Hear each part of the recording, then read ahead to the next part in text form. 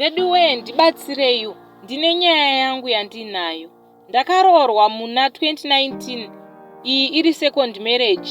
Murume wangu pakutanga ndaive ndisina basa naye, asi nekugara ndakazomuda chaiko. Yakanga yava nyaya yekuzviudza kuti ndava mumba, so murume akatanga kuita zvemahure, zvinova zvinhu zvinondirwadza kusvika izvezvi.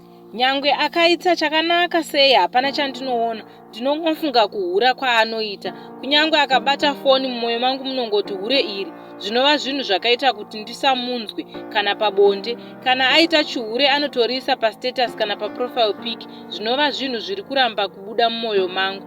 Kuti apa munhu uyu anoda kundishandisa kusvika kupi, ende ukamubvunza anokurova kusvika ndazviudza kuti handichabati foni yako kana kutaura, asi ini handichina rudo. Hama dzangu, ndibatsirewo kuti ndoita sei.